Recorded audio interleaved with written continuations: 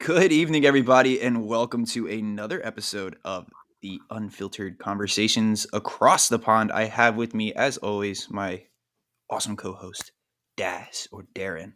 We have names. We do. Yes. It is has that been what my name is? I didn't know what Daz my or name Darren. Daz or Darren. is. Dapper Darren. I like Dapper Yeah. Darren. That's Hey, kind no, of don't you dare. Oh, Dapper Darren. Like, So anyway, hello sausages. hello, sausage. Yeah. Have you noticed Tyler's been working on his English I accent? have. He's been very Tim quite even good. complimented me on it the other day. Yeah. I was just like, hello, friend. He's like, you What? sound a lot like Darren. Although he thinks we all sound posh, ladies and gents, which is not true. Most Americans think that. But anyway, Oh, man. we have just come off the back of a really cool little project. Yes, we have, and we're really excited to share with you. When the time comes, we will share with you what we did Yeah, but today. from now it's a secret. But Shh. yeah. Keep it quiet. But yeah, so we're a little bit pumped up and we're a little bit, we want to carry on talking. Absolutely. So that's what we do. But yeah, so I want to share something with you. You and Tim have actually got me interested in the revolution now, you little.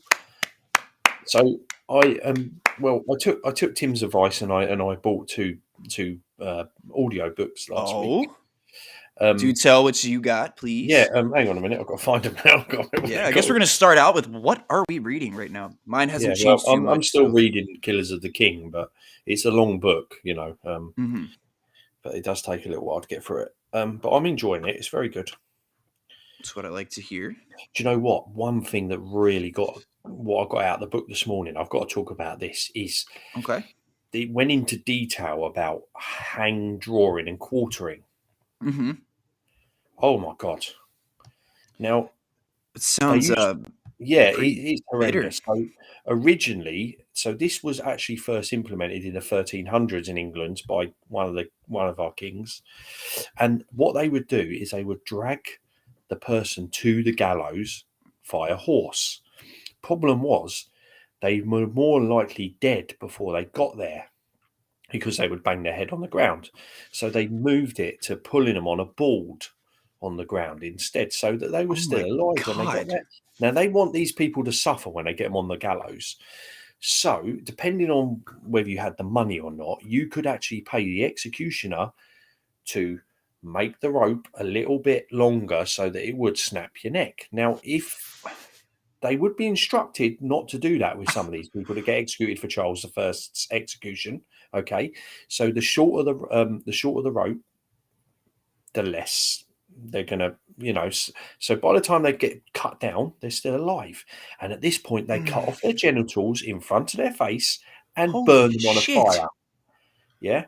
So this book was explaining the reasons behind it from the medieval period, right? So basically, the idea behind, and I'm sorry to go down this route, but I No, know you're it's not. It's gory. okay. I'm But, just but like, ugh. the idea of cutting off the genitals was to stop the inheritance passing on to the children. That was the point behind it.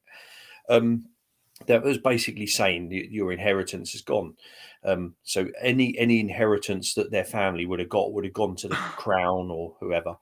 Then they would disembowel them in front of. They'd still be alive at this point, right?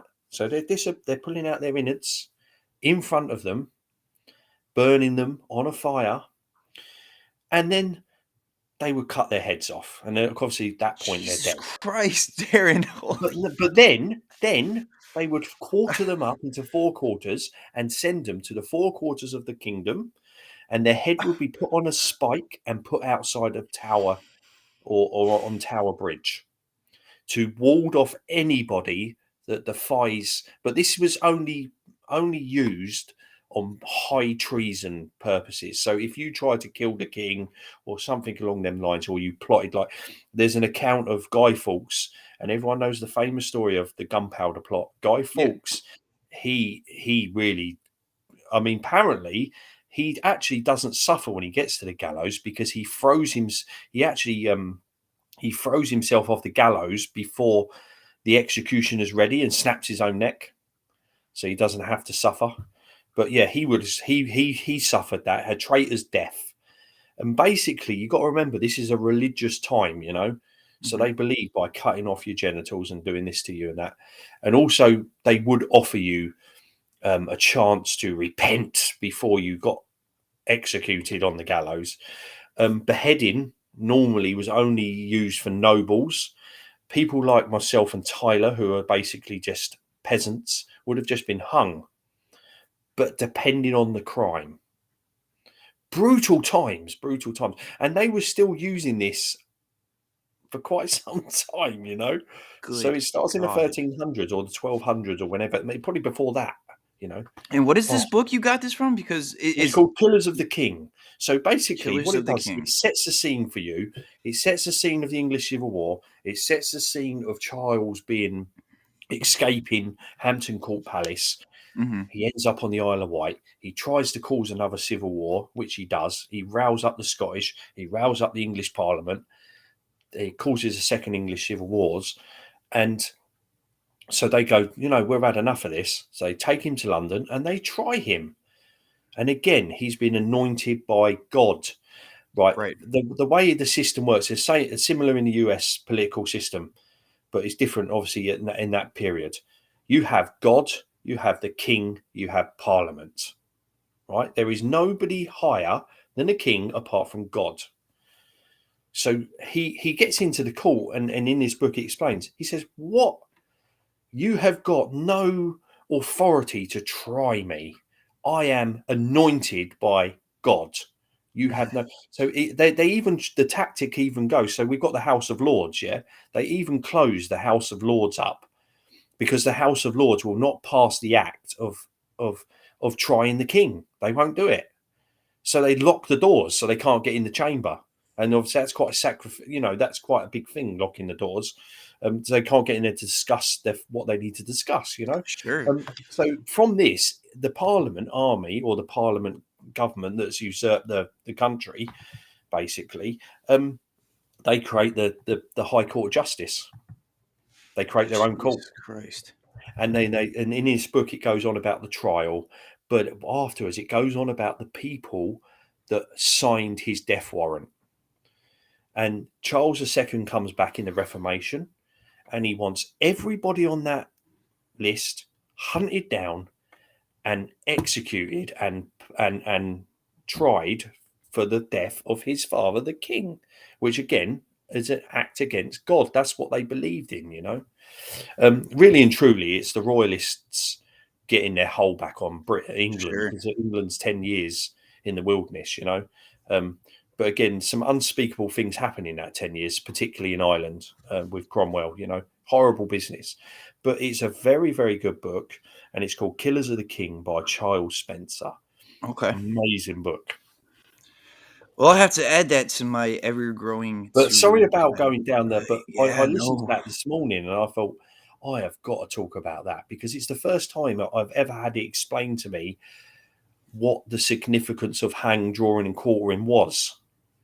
And again, it explained it in explicit detail. And I'm walking around doing my housework while I'm listening to this, thinking, "What the hell?" That's some vicious shit, dude. Like, good lord. And can Well, you imagine we're how getting into scared the he would heavy have been? stuff first. Yeah, I'm Yeah, terrified. I don't want to be I quartered. mean, there's accounts of one guy called Hugh Peters. In actual fact, one thing I've got out of this book as well is how important Hugh Peters is in America, because he actually goes over to Massachusetts and Boston and all that in the beginning, like sort of like in the 1630s, Hmm. and he's huge in setting up Salem, Massachusetts. Really? Hugh Peters, his name is, and so he is obviously involved in the plot to kill the king and have him executed and tried. And they find him cowering under a bed when they come find him, you know, because obviously he's had a lot of influence in England, but he Mhm. has a lot of influence in the beginning in America, in the colonies. And he helped set up the church in Salem, believe it or not. And of course, Salem nowadays, as you probably know, is like the epicenter of witches and witchcraft. And there's been God knows how many TV programs about it. And there, Oh, you sure. know, the witch trial, wasn't there witch trials there or something? Something Oh like yeah, that. Salem witch trials, dude. And that's really I'm just interesting period of blown history. away I by love all that. that Like, history. It's a connected history, you see. It connects Britain. So he goes back to England during the English Civil Wars. And this is the thing. This is where the story gets even more interesting because Hugh Peters was rector at Torrington Church during the English Civil War. so he was there for the Alan so the Mitchell. church that blows up, right? We're Yes, talking the the church that church. blows up Okay. after the blowing up of the church, he becomes rector. So it's not in the Civil War. Sorry, it's after the Civil War. He becomes rector of Torrington Church for a little while, Mm. and so it's got me interested in this Hugh Peters guy now. I need to go and find accounts of him, and I need to go and read about him because it's got my juices flowing. Well, I came off of a really cool trip yesterday that didn't involve hang draw quarter. Thankfully, God, if I would have went to a museum and saw that, I probably would have been a changed man. Just like Yeah. Well, the God, it thing is, scarred me. But oh shit, I'm glad that I've got this platform to get it off my chest because I would have been yeah. holding that in for weeks and not had anyone to tell about it. No, I'm glad you shared. Thank you for But that yeah, so information. you went to Culpepper and We did Chantilly. Chantilly and the United States Army Museum. Mm, that Mhm. looked really cool. Oh man, so uh, we have this joke between Tim and myself that he makes me time travel a lot. And our Mhm, initial plan was to go mhm. to Yorktown, but it fucking snowed in Yeah, Yorktown and they closed it. bloody snow. So bloody snow. However, all things are good because I got to go see the Army Museum, and oh man, was that a powerful So where experience. is this army museum? Sorry. It's located in Fort Belvoir, Virginia, Hmm. and we'll do a little like I like to do kind of a recap of our trips and stuff that we do. 'Cause I didn't go live a lot on this trip, and that's because I was just trying to really take in everything and just kind of get an understanding of what we were going to and spend some time with the museum itself. A lot of things were interesting in that museum. First things first, they had General Sherman's hat on display. That's cool as hell. Like his slouch hat, the famous sitting on a horse in Mm. Atlanta with the hat. Alvin York's hat from the Lost Battalion, or hat, helmet, excuse me. So, I mean, just those two things alone were absolutely incredibly Well, powerful. They had a New Jersey soldier in uniform that I got to send a I'm picture to glad you Dan brought it with. up because I've never heard of that museum before. It's You new. know. Oh, it's new. It's new. Okay. They had a Okay. steel. They have these like steel. I guess they're steel or iron, but these like little, I don't know what you call them, like pillar looking things. One of the pictures had Emery Upton on it. I was like, oh So man, I know who you was in that is. heaven. You was I in was. heaven. It was great. So we start out and we went to the American Revolution. We saw the movie at first, which their film was incredibly done. It's even cool because it's like interactive almost. You're sitting in these seats, and like when the helicopters would go or they have a cold scene on the screen, they would put cold air in the theater. So you're getting blown with cold air as you're watching. So like, oh, that's really cool. It's really immersive in that regard. And then we went into the American Revolution side, and they had a lot of cool artifacts from the American Revolution. They had some really interesting films on the progression of the colonial army and turning into what today is the one of the greatest fighting forces in the world. And then it goes through chronologically. So you leave the American Revolution, and I'm sure you can imagine where we went Hmm. next into the You went Civil to the War War of section. 1812. Yes, it starts with the War of 1812, and you have the Civil War kind of Okay, yeah. branching in there as well. And then you come out, and then you're in World War One, which I Oh, personally I wow. loved the World War One exhibit. You Yeah, walk through what looks like trenches almost, and you yeah. come out on this scene where there's army troops attacking in a field there, and there's all these. It's almost like I Spy because on the field there, it's littered with Actually, saying binoculars and that, rifles. recently I found out that I think very close to where I live, there's a place you can visit with mock-up World War One trenches. And I was supposed to research where that was, and I think it's very close to where I live. So There's yeah, some homework. thanks for reminding me about that.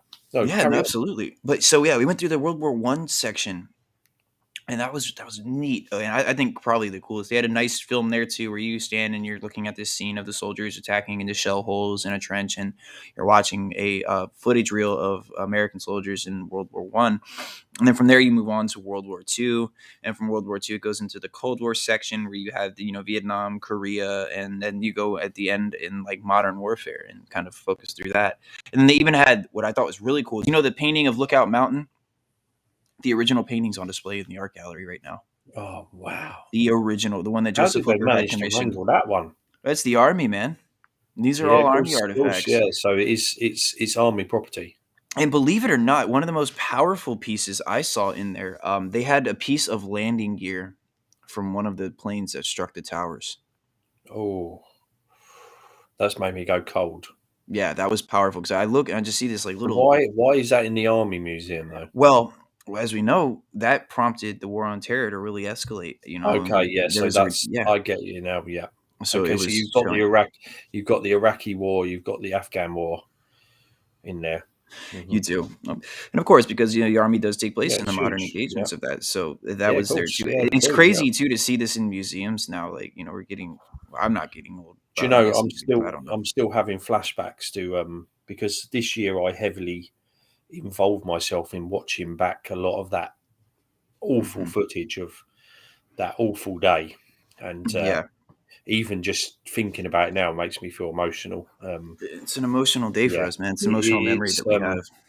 it's hard to watch, but I think because it was the 10 year, was it 10 years, wasn't it? Yeah, that's right. Because it was the 10-year anniversary, there was a No, lot of over that, I think. oh, Sorry, was it over that? 21 years. The 20 years. We were at 20 20 years. Sorry, years. yeah, sorry, I'm getting confused. Yeah, It's okay. sorry, 20 years. There was a lot of TV programs that were on around that time, and I watched quite a few of them. One of them was one of really powerful one. It was called. It was on National Geographic in both the Mhm. UK and the US, I think. I Called remember that one. Yeah. That Day or something, was it, or something like that? Oh, it was hard to watch, but yeah, it's very upsetting. Very upsetting. And I was a first grader when that happened, so you can imagine, Mm. I didn't Well, really, at the time, know too much of what was going on other than what I was seeing on live TV and the panic from all the I adults I around can me. remember waking up because I worked twilight shift, so that was sort of like so. I started work at 7 p.m. in the evening, and I worked till about 1:30 in the morning. But I was young at the time. I was like my young 20s or Mhm. 20, maybe even 19. Actually, I think I was in my teens. And when I would get home from work, I wouldn't go to bed straight away. I'd sit up playing computer games. So I would spend literally most of my day in bed. And of course, this happens at 9 o'clock in the morning, your time, which is 2 o'clock in the morning, our time, or close to that. So I Right. always used to leave my TV on. And the first thing I see when I wake up is the first tower ablaze and smoke coming out of it. And I'll tell you now, guys, I woke up pretty bloody quickly. It was a wake up call for a lot of us. I mean, I just was like, what figuratively the too. hell am I looking at? Is this I thought at first I had to say to myself, is there a movie on or something? Do you know what I mean? It was that Hmm. surreal. I couldn't actually process what I was witnessing. And then literally, as you know, not long after, bam, the second one gets hit. Jeez, I And it's remember like that. what because that most of the, I mean, the live hit that happens live on TV near enough, because at that point all of the TV cameras are on the first tower, aren't they? They are, and And that I've got so much admiration for those people that went to go and save people. I read two interesting books this year for that anniversary. One was I can't remember the name, but one was an oral history. So it was literally like either people's memories of it or audio recordings from the time that were transcribed into a book, and it was hard to read, hard to put down too, but hard to read at the Mm, same time because I remember living that. I was very young at the time, but just the Pentagon's up the street from me, and then even working in DC, I had the unfortunate experience of January 6th. Not that I'm equating it to the 9/11 incident, but just being in DC during a traumatic event like that, you often think back to moments like, wow, what was it like to be at the Pentagon during this, or what was it mm. like to be in a building where this was happening? I mean, it's crazy. It, And it, it then definitely messes with the psyche. later on in I think is we have a thing called 7/7, where the tube stations were hit. I mean, they set off explosives inside the underground network in London. It wasn't as bad as you know the towers, but again, it hit home. Like, this was on our soil now. I could have been in one of those trains. Right. And And that's I mm, mean, it crippled London. It crippled it. Like, it literally, which it would do. But also, we've had so many similar incidents. We had a bus as well. I don't know, can't remember when, but again, and this also brings up another memory of when U.S. Special Forces stormed that compound in Afghanistan, in Pakistan. There was a film, wasn't there? Dark 030, is it? Zero Dark 30. That's it. Yep. Good movie, brilliant movie. But I did actually watch a documentary on the compound attack, and literally everything that could have gone wrong went freaking wrong. The Black Hawk getting exploded, or Yeah, they the haven't Black yet. Hawk. Apparently, there was some air or there was something, because it was so low to the ground. The air like knocked the chopper onto the ground or something. And of Hmm. course, the next thing, because the element of surprise is lost. Not only that, you're flying into Pakistan airspace, which shouldn't have been doing, but you had to do something. And do you know what? They got that guy. And I'm glad they bloody did. As am I. That was a good day. That was a Sleep good with the day. fishies. Yeah. See you later. That's Try right. try try and I know it's a bit of a touchy subject, but who cares? Sorry, but that guy was pure evil. He was. You Absolutely know. was. And what some memories carry behind that for sure. Another interesting thing that we did, not to deviate too much from what we were just talking about, but then we decided that we were going to go ahead and trek over to the Chantilly Battlefield, which is really, really, really small and depressing. But we Mm. lose some major Union generals there. We lose Isaac Stevens, and we lose Phil Kearny, and to see the sprawling development that has been built up around it is incredibly painful. But I think So it's also, I made a point trying to make the best out of the situation in the video that I did for that with Tim was that the birth of modern day battlefield preservation is really kind of birthed there. That's really where that starts. The real, hey, we need to grab these grounds before they go. I mean, it's a great example as to why we need to. Salem Church being one of them as well, and I mean, I see that every day. And that's even smaller than could you give Chantilly. people a bit of a geography of where the Chantilly battlefield actually is Sure, located? and I don't have a map in front of me right now, so it's a No, of course little not. No. difficult to do. Yeah. But I'm going to just say Northern Virginia. Yeah. I'm Is also it? not Is it? very well versed on that. Because I've looked. I think I've looked it up before. It's quite close to DC. Very close to DC. Yeah. Very So close to DC. basically, the suburbs have just taken over. from Washington, the Office sprawl. buildings too, sprawling like commercial centers and strip malls and things of that No, no. nature. But from Chantilly, we ended up going to the Culpepper National Cemetery and Mhm. spent some time with some of the soldiers that would have fought in the Rappahannock Station campaign, would have fought in the Battle of Cedar Mountain, and just some of the happenings around the area there in Culpepper. And there was the monument to the 10th Maine, which is near and dear to Tim, as we know. We got to see there's a Pennsylvania monument in the National Cemetery as well, which is really, really cool. So Yeah. it was a fun trip. I really enjoyed yesterday. It was brisk, very cold, of course, but it was nice, and I'm glad we got to do that.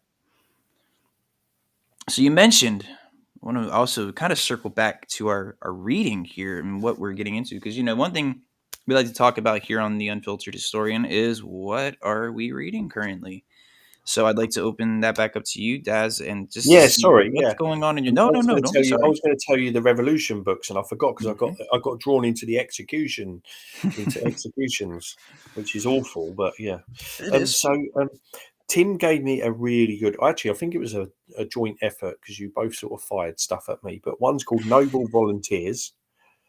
I think that's a British perspective of the revolution from Has what to be. I haven't even had which, that one in my library yet. and it's called Almost and there's one called Almost a Miracle. Furling's book. That is one that I have been dying to get through. I have it actually sitting right next to Well, me, it's a but I big book, haven't. I think. I mean, it's 26 hours on Audible, so Yeah, it's a I large can book. imagine it's quite a big fat one.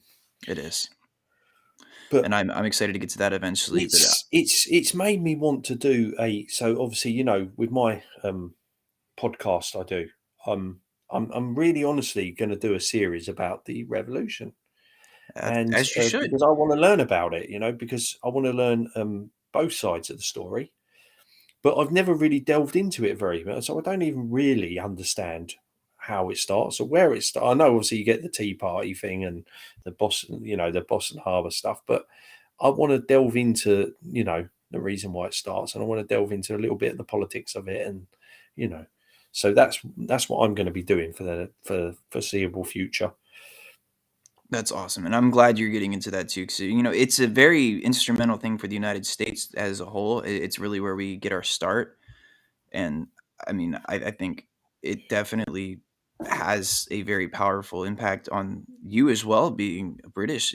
Having to hear the story of America's creation and how that goes. And Mhm. I'm not poking fun for once. I'm not No, sitting of here saying course, Tea Party, but Tea Party. also I But do yeah, want to touch on the Jamestown side of things as well at some point. that's up my alley. See, Tim really has the revolution on his. He's got that Mhm. covered. But I'm really getting into the history behind Jamestown and starting in even before 1607. Like what prompts Mhm. the Virginia Company of London to charter out all this exploration and the shipping. Because me, I'm big into Titanic and then the Yeah, of shipping, course. Edwardian shipping history. But I'm also really just into like ships in general. So I've even picked up some reading material on the ships that were built in the American fleet for the American Revolution. So I'm getting into that as well. But of course, it takes a lot to bring your men over. One thing that's really interesting about Jamestown too is that nobody really dies on the way over here until they start making land and when they're going into Mm, these different stops. So it's like no one's actually dying aboard ship on the way over. I think there's one death that takes place, one documented death that takes place on the way to the United States, or what would be the United States. And it's yeah, interesting to see where they pick ground to land. I mean, the piece of ground that they pick is extremely unfavorable. yeah. I think you touched on that the other day a little bit, didn't you, about the water source that Yeah, Tim sent me a the picture of a water moccasin filthies. sitting in this Yeah, brown water, and it's brackish water, so it's a mix of salt water and fresh water, which you don't want to drink that. no. No. But but the thing is, when you think about it, there's been people visiting North America for some time. I mean, obviously, you do have Christopher Columbus, who I think is famed with discovering North America, from what I understand. I don't really know much about. Obviously, you got the More Spanish. Southern America area, but Yeah, yeah, I mean, you we can get the count it. Spanish moving up through Mexico, don't you? At one Mhm. point, into sort of like that sort of California area and stuff like that, trading with the Native Americans. Um, but also, I've a long time ago, I saw a documentary about the Knights Templar. using the Hudson River, and even the Vikings, because Mm-hmm. you've got to remember the Vikings settle in Greenland. So are you telling me that the Vikings don't go, I wonder what's over there? No, and I'm You sure know? they do. And I think that And like they the do. interesting thing They about must have Jamestown, done. right? Yeah. Jamestown's the first permanent settle Yeah, permanent, because you yeah. have the Roanoke colonies Mhm. too, but that predates Jamestown, Yeah. where they disappear. They're not there. Well, but when people say America's got no history as a continent, they have. They've got huge history. Even before the English show up here, Exactly. way before the You know, English show up here, there's native that's history. the thing. You've got a huge history. It's just as America, you haven't, but as a continent, you have. Yeah, And I mean that in, the most, I don't mean that in a disrespectful way. But obviously, America's born from the revolution. sure. I mean, it is indeed 1781, baby, Yorktown, Virginia. Which brings me to my reading right now. I'm still working on this gem of a book, which is known as The Guns of Independence, The Siege of Yorktown, 1781, by Jerome Green. And it's interesting, too, as I'm going through it. I read the preface again just because I kind of really wanted to take this a little slower than my normal reading, because a lot of the times I can devour a book and read it well pretty quickly. But when it's a brand new topic to me, I really feel like I need to take my time on this. And I'm actually only on page 71 right now. Like I've been really taking my time with the Guns of Independence, which I'm glad I have because talking to Tim again this week, we were discussing just some of the batteries. So I just finished reading the British positions, which is all focused on some of the works that the British build, where the British bring in some of their works there. And man, let me tell you something. Like I can the imagine works that they're they had. pretty cool. Yeah. Yeah, there's really interesting aspect of Battery 10 or Redoubt 10, excuse me. That was a British fort there that the Americans end up taking Hmm. in October. That fort had an interesting construction. Now most of it has been washed away, and again, these are also reconstructed in the 1930s, so they're not original, but they are based off of the specifications and exacts of what they would have been. Now the Battery 10 isn't because a lot of it has been washed out. What I found was interesting is how they were reinforcing this readout. And what they would do is they actually corduroyed the beach underneath Mm. or Redoubt 10 so they could land troops into it. They sunk ships, and this is the British, by the way, when I'm saying they sunk small like vessels in the York River to prevent the French from bringing their ships close to uh, the redoubts. There were something called water batteries, batteries charged with protecting the river, the York River there. And there was one, battery one had upwards of 26 guns in the damn battery. So they had to Wow. bring those guns off of British vessels and put them in, have them secured into these water batteries to protect against the French. And now we know the French do bring a boatload of ships, no pun intended, into the Virginia Capes and will blast away at the British frigates and fighting vessels there in the waters. But the French really do help to secure American victory in the War of Independence, Hmm. for sure. Well, I mean, I live in a place where I've literally over, we've got like defences everywhere built from the Napoleonic period. Hmm. So, I mean, that's a bit later, but The Napoleonic War is on my yeah, radar to study eventually, but yeah, what I didn't me have on too. my radar this year was reading about the Revolution. And like I said, No, Tim me has me time neither. I traveling, didn't which is have any okay. interest in it at all, but I do now. But yeah, so there'll be a lot more content when it comes to that, especially when we start learning more, because we'll want to talk about it. Now, I also had you mention if you that I'm doing Jamestown. I'll get to the Jamestown stuff in a minute. Let me just reach into my goodie bag here. Sticking with the War of Independence, my next read is going to be The Struggle for Sea Power, a Naval History of the American Revolution. So there it goes back to my Mm. shipping obsession there. Now, America didn't have a very large navy during the Revolution. So that's why I was really interested in kind of getting into the age of sail, and especially during the Revolution. So like I just figured that would be a really interesting and different read. So these are all new topics to me when it comes to reading history. Next, on my list. I do want to get back into Jamestown and start focusing on Jamestown as soon as I finish these two. Before I do the American Revolution overall, so I have Savage Kingdom, the true story of 1607 and the settlement of America, and then I have Tony Williams's The Jamestown Experiment, the remarkable story of the enterprising colony and the unexpected results that shaped America. So that's also on my list. But last but not least, of course, I've got Civil War stuff to read, and one thing came in the mail yesterday that I found, and I am so excited to read. You are a very Many lucky of boy. you have seen it. Yeah. First Fallen has finally arrived, and I am very, very excited to read this. And I We were almost having a put the little Revolution. we were having a little discussion about that earlier, about that, because I watched something recently about that Yeah, incident, what Meg's written about.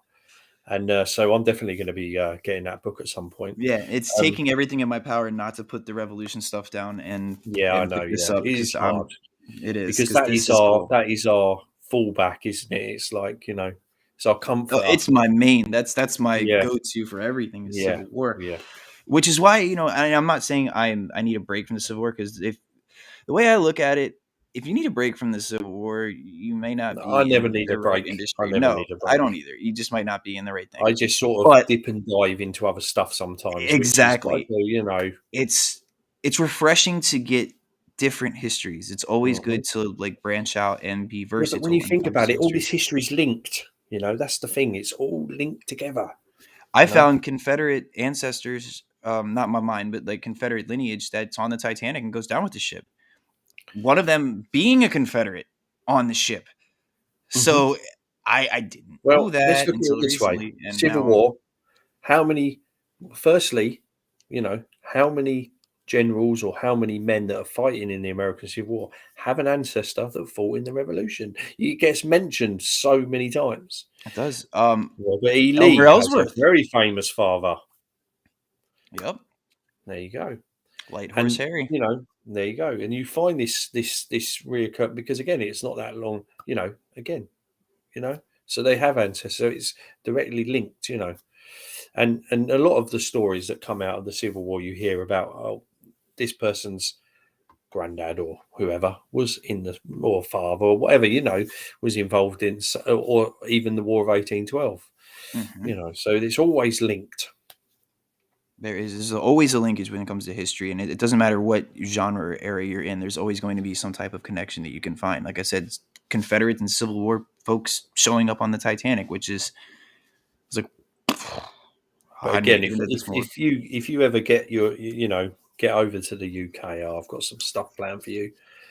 Oh I'm man, you're excited for gonna that. love it. Yeah, I mean, I I can't give still you unspoilt battlefields, but I can give you a lot of stuff. I want to get my hands on that English Civil War atlas, man. I'm still really Yeah, looking forward to reading that that is an soon. amazing. But $70 cost. It's 40 here. It's on Oh, sale, that's not I too guess, right bad. now. Yeah. And I found some other interesting English Civil War books. There's a military history and a people's history that I found on Amazon that might find their way here at some later date. Hmm. I'm not sure when they're gonna end up finding their way here, but they are in the. Well, when I eventually come back in the summer, I'll try and bring you some stuff over. Okay, yeah, if you find something over there that I I'll have a can't look get in at the it, U.S., see if I can please, find a few bits for you to, and probably maybe in other aspects of history as well, just to broaden please your do. horizons a little bit more and make you more obsessed with other stuff. Well, Um, it's the first time I've ever looked down at my book collections in my to be read or to be read pile, and I'm seeing not a Civil War book on top for once. It's just like, who am I and what did I did with myself? Where am I going with this? but yeah, going back to coming over to the UK, yeah, I'd like to get you down in Torrington at some point, Torrington would be in the awesome. future. Going back to that, I have got some lives coming up, and again, it's called almost live because you cannot get a signal in Torrington if you tried. No. It is one of them spots where you just can't. I mean, we're talking the middle of so the nearest town is not that far away, but it is because you've got country lanes to get there. It's a little bit sort of out there and just stuck, and it's just crap. There's a mast probably for phone signals and that, but it's just not great. And Mm-mm. so I probably won't be able to do. I will do my best. One thing I'm definitely going to do is we're going to have all of ours. stuff that he's collected on the English Civil War battle in Oh, Torrington, that's and we are cool. going to sit around the table and we're going to look at it all properly. And I'll probably be able to do that live because we'll be on the Wi-Fi. But we are going to go to the spots where all of the main action happened, and we are going to record, and it's going to go out on Unfiltered and American Civil War and UK history. Well, I cannot wait for that. That is going to So be yeah, a we're hell going of a to do that. time for us. Yeah, and But I mean, like I the said, worst that's just a thing, new interest. what's really upsetting, is the Black Horse is still closed. Is it really? So They need that's a to little open bit up by the time I gutting. come because I want to get a pint in one of the Um, oldest taverns in England. Unfortunately, during COVID, it bit the dust. The person that was the landlady there, she's a lovely person. She was. She couldn't afford to keep it running. Obviously, but we had many lockdowns Oh, here, and so is it so she, closed? after Like 10 years, closed she had to. indefinitely? Well, no, it's not closed definitely because it's owned by a brewery. But they can't find anyone to go in there because the thing is, Torrington's such a small town. But this pub is the epicenter of everything in Torrington. And when you think of the history that's been inside that pub, so this is the gutting thing. We're not going to be able to sit inside like we normally do. I had visions of when I did a live video of doing it inside the pub with a Could pint. you imagine that? Could you imagine? But Oh unfortunately, we're my going to have to stand gosh. outside the door. And the curtains will be shut, so you can't see inside. But to be sitting where the actual general of the Royalist Army was sitting on, near enough the date, because it happens on the 16th of Feb. We're not there for the date because of the way it goes this time. But one thing I will be able to bring you is the 1269 bridge and the retreat of the Royalist Army over past Owl's house. Mm. That'll be special. And I'd like, and if you can, do some of the wagons that he makes to highlight that. I Oh thought yeah, I saw some of those, and they were I'm incredible. I'm secretly thinking to myself, I could film a little video about the gypsy caravans as well, the history of gypsy caravans. Yeah, we can put that in there. Yeah, so Alan Mitchell is actually, well, yeah, he's a descendant. His grandmother was a gypsy, Really? a Romany gypsy. Yeah, so that's where he gets that skill from. And these are proper Romany gypsy caravans, and he has one in his yard. I remember a few Mm. years ago when the floodwaters were coming up from the river, we had to rush down there and move the wagon out of the way. Mm. And when you see inside, you're going to be like, "Oh my god!" It's literally got every. It's original. I mean, he's made it, but he's made it original. Oh, that's It's got a incredible. fire inside and everything, a coal fire and everything. The wagons do. Amazing. Yeah, yeah, everything, man. These people lived in these, and they travelled Europe. Yeah. They travelled around Europe in them. I mean, there's still obviously gypsy communities around now that travel around in caravans. Hmm. Around the UK. It's just obviously they've upgraded. Um, but yeah, the original gypsy caravans are amazing, and he's very proud of his gypsy heritage. So we will definitely be talking a little bit about that, and also he has a lot of antiques, arms, and armor. So we'll probably be getting some. I know he's got some dueling pistols that I think he would like to talk about in a box. Yeah, original dueling pistols from, I don't know, the Revolutionary time. I think I'm not 100% sure. It might be a bit later. He's got even. I think he's even got a Colt. I'm He's sure got a he's got a Colt. Colt. I'm sure of it. He's got stuff that he's got a Kentucky rifle. I know that much. And he does also claim to have a rifle from the Battle of Waterloo. What? So, yeah, we will get that out and have a look at that too. I can't wait for that, man. That's going to be a whole And exciting thing.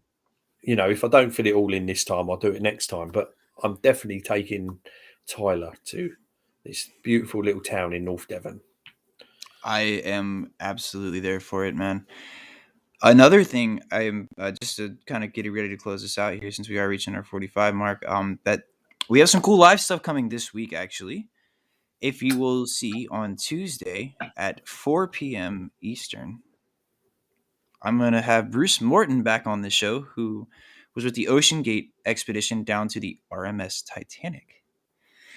This is episode 2.